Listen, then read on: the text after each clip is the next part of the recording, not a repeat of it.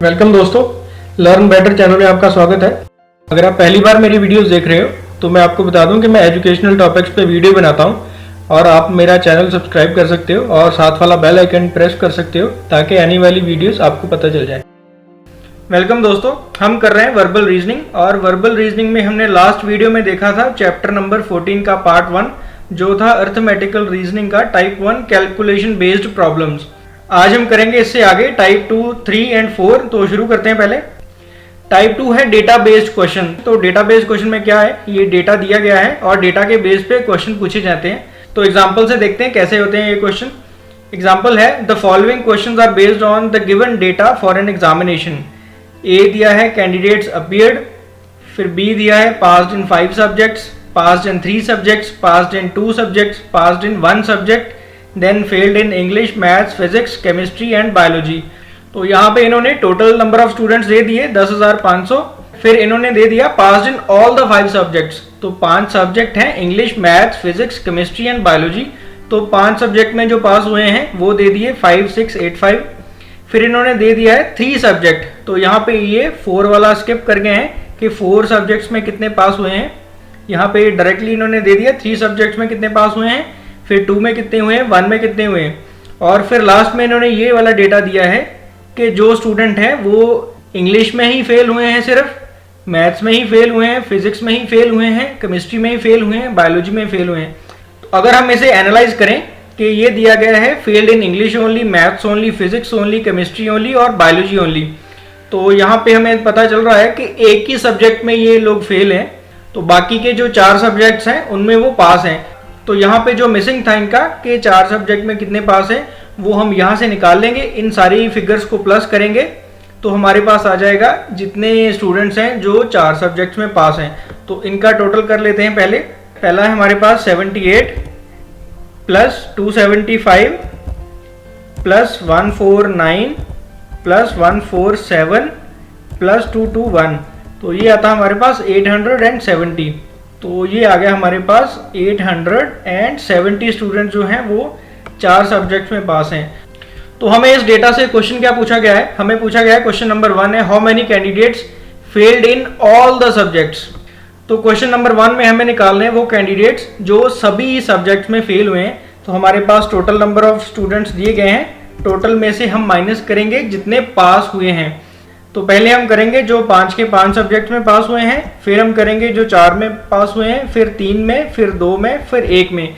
तो बाकी जो बचेंगे वो होंगे हमारे पास जो सभी सब्जेक्ट में फेल हुए हैं। तो ये फिगर क्या आएगी, टोटल नंबर ऑफ स्टूडेंट्स है हमारे पास 10,500 माइनस करेंगे जो 5 सब्जेक्ट्स में पास हैं वो हैं 5, 6, 8, 5 माइनस करेंगे जो 4 में हैं। तो 4 में हमने निकाल रखा है पहले 870 माइनस करेंगे जो 3 में है 1498 माइनस करेंगे जो 2 में है 1250 माइनस करेंगे जो एक सब्जेक्ट में पास है वो है 835। तो इसको अगर हम कैलकुलेट करेंगे तो ये हमारे पास है total number of students 10,500 minus करेंगे 5685 माइनस करेंगे 870 माइनस करेंगे 1498 माइनस करेंगे 1250 माइनस करेंगे 835। तो हमारा आंसर आएगा 362। तो हमारे पास आता है 362 नंबर ऑफ स्टूडेंट्स जो हैं वो सभी सब्जेक्ट्स में फेल होंगे। तो ऑप्शन में देखते हैं 362 है ऑप्शन नंबर डी। तो ये हमारा आंसर हो जाएगा। तो इसके बाद सेकंड क्वेश्चन है हमारे पास how many candidates passed at least in 4 subjects. तो यहाँ पे इन्होंने पूछा है एट लीस्ट इन 4 सब्जेक्ट्स। तो उसमें 4 भी आएगा और 5 भी आएगा। कितने स्टूडेंट्स हैं जो एटलीस्ट 4 सब्जेक्ट्स में पास हुए हैं। तो 4 में या 5 में पास होने वाले स्टूडेंट्स आएंगे यहाँ पे। तो हमें यहाँ पे पता है 5 में कितने पास हुए हैं, टोटल 5 सब्जेक्ट्स हैं तो सभी में पास होने वाले हैं 5685 प्लस करेंगे जितने 4 नंबर ऑफ सब्जेक्ट्स में पास हुए हैं तो वो हमने पहले निकाल रखा है 870। तो ये आएगा 870। इसे अगर हम प्लस करेंगे 5685 प्लस 870 तो ये आएगा हमारे पास 6,555 नंबर ऑफ स्टूडेंट्स जो होंगे वो एटलीस्ट 4 सब्जेक्ट में पास होंगे। तो ऑप्शन में देखते हैं 6,555 ऑप्शन ए है 6,555 हमारे पास। तो ये हमारा आंसर होगा। तो इसके बाद है हमारे पास question number 3 how many candidates failed because of having failed in 4 और लेस सब्जेक्ट्स। तो यहाँ पे हमने निकालने हैं कैंडिडेट्स जो फेल हुए हैं 4 में, 3 में, 2 में या 1 में। तो वो वाले कैंडिडेट हम कैसे निकालेंगे? पहले हमें निकालने हैं जो 4 सब्जेक्ट्स में फेल हुए हैं, तो वो कौन से होंगे? जो 1 में पास हुए हैं। तो 1 में पास हुए वाले कितने हैं? 835। तो ये आ जाएगा हमारे पास 835। फिर निकालना हमने जो 3 में फेल हुए हैं, तो 3 में फेल होने वाले वो होंगे जो 2 में पास हुए हैं। तो 2 में पास होने वाले हैं 1250। तो ये आ जाएगा हमारे पास 1250। फिर हमने निकालना है जो 2 में फेल हुए हैं, तो वो होंगे जो 3 में पास हुए हैं, वो आएगा 1498, 1498। फिर निकालना है हमने जो 1 में फेल हुए हैं, 1 सब्जेक्ट में फेल हुए हैं, तो वो होंगे जो 4 सब्जेक्ट्स में पास हुए हैं, वो होंगे हमारे पास, ये हमने निकाल रखे हैं 870।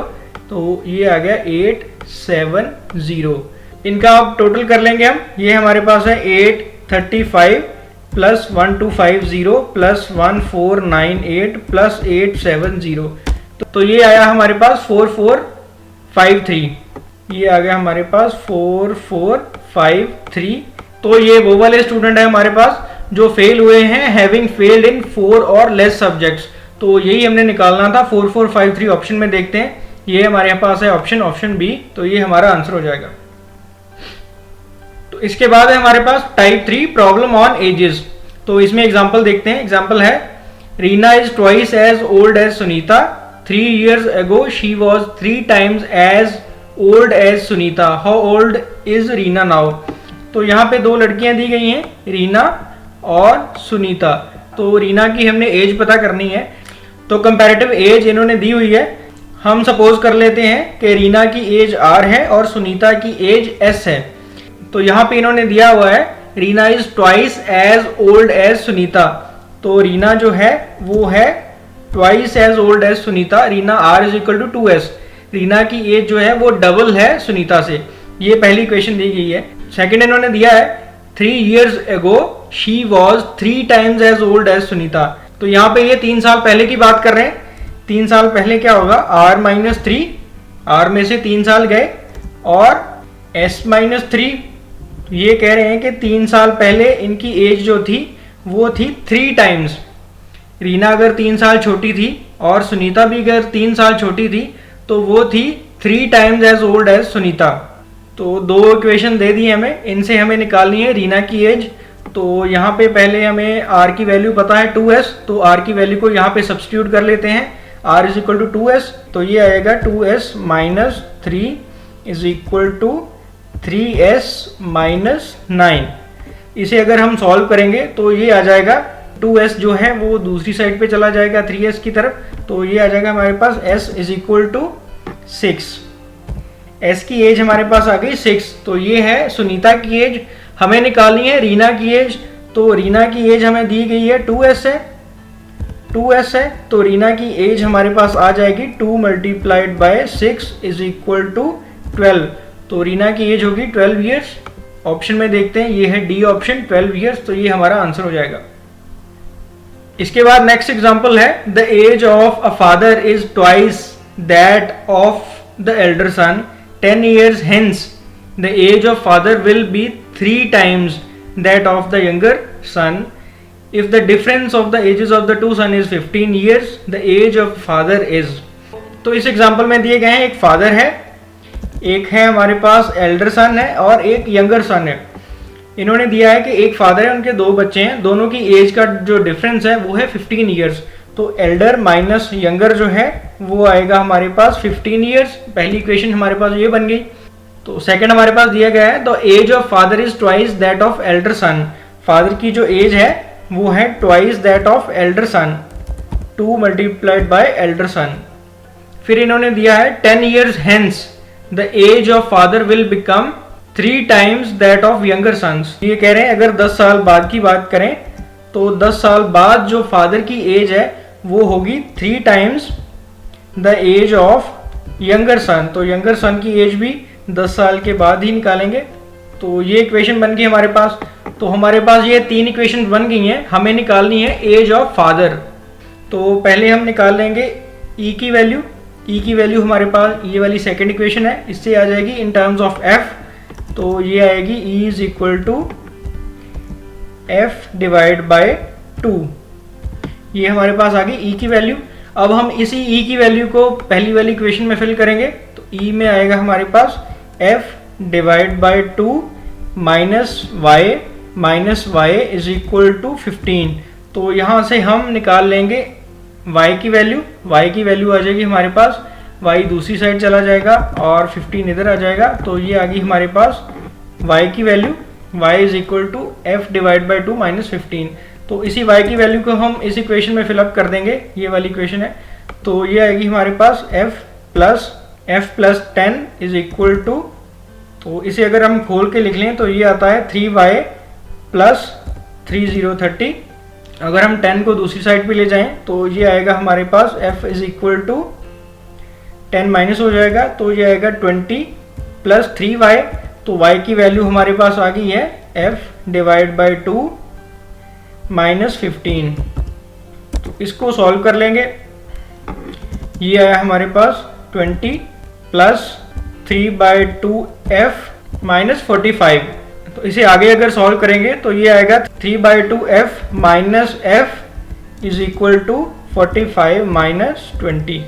45 माइनस 20 आ जाएगा हमारे पास 25, और 3 बाई 2 एफ माइनस एफ करेंगे तो वो आएगा हमारे पास 1 by 2 f is equal to 25। तो 1 बाई 2 को अगर हम दूसरी साइड पे ले जाएंगे तो ये मल्टीप्लाई हो जाएगा, तो ये आएगा 25 मल्टीप्लाइड बाई 2 इज 50। तो f की वैल्यू हमारे पास आएगी 50, यही हमने निकालना था। ऑप्शन में देखते हैं, ऑप्शन ए है 50 ईयर्स, फादर की एज जो है वो 50 ईयर्स है। इसके बाद है type 4 Venn diagram based questions. तो ये भी डेटा बेस्ड क्वेश्चन ही होते हैं, बस डेटा को वेन डायग्राम की फॉर्म में रिप्रेजेंट किया होता है। तो एग्जांपल है इसमें, consider the diagram as given below. तो वेन डायग्राम में दिया गया है 500 candidates appeared in an examination comprising of test in English, Hindi and Mathematics। 3 subjects का टेस्ट है। The diagram gives the number of candidates who failed in different tests। तो ये failed वाले दिए गए हैं इस डायग्राम में, कितने कितने फेल हुए हैं। What is the percentage of candidates who failed in at least 2 subjects। तो हमें निकालना है जो फेल हुए हैं 2 सब्जेक्ट्स में या 3 सब्जेक्ट्स में। जो 2 या 3 में फेल हुए हैं वो आएंगे ओवरलैप वाले पोर्शन में। तो जैसे ये 10 है तो ये फेल हुआ है इंग्लिश और हिंदी में, ये 12 है तो ये फेल हुआ है हिंदी और मैथमेटिक्स में, ये 12 है ये फेल हुआ है मैथमेटिक्स और इंग्लिश में, और ये 5 है ये तीनों में फेल हुआ है। पहले तो जो 2 सब्जेक्ट्स में फेल हुए हैं वो आ जाएंगे हमारे पास 10 प्लस 12 प्लस 12, और जो 3 सब्जेक्ट्स में फेल है वो आ जाएंगे हमारे पास 5। तो इन सभी को अगर प्लस करेंगे हम तो हमारे पास आ जाएगा 10 प्लस 12 इज 34, 34 प्लस 5 इज 39, और 39 स्टूडेंट्स जो हैं वो फेल हुए हैं 2 सब्जेक्ट्स या 2 से ज़्यादा सब्जेक्ट्स में। और टोटल नंबर ऑफ स्टूडेंट्स हमें दिए गए हैं 500, हमें इनकी परसेंटेज निकालनी है। तो 39 की हम परसेंटेज निकालेंगे आउट ऑफ 500, तो ये आ जाएगा हमारे पास 39 डिवाइड बाय 5। अगर इसे हम सॉल्व करेंगे तो ये आएगा हमारे पास 7.8। तो 7.8 हमारा आंसर है, हमें ऑप्शन में देखना है, ऑप्शन में है ऑप्शन डी 7.8, तो यही हमारा आंसर होगा। तो ये है चैप्टर पूरा अर्थमेटिक रीजनिंग का। नेक्स्ट वीडियो में हम नेक्स्ट चैप्टर देखेंगे। अभी के लिए इतना ही, थैंक यू वेरी मच। तो इसके साथ ही हमारा टेलीग्राम चैनल है, चैनल लर्न बेटर, इसको भी ज्वाइन कर लो ताकि आने वाली वीडियोस जो हैं उसके नोटिफिकेशन आपको मिलते रहें। तो चैनल को सब्सक्राइब कर दो, बेल आइकन को प्रेस कर दो ताकि नेक्स्ट वीडियोस आपको पता चल जाए। Thank you very much.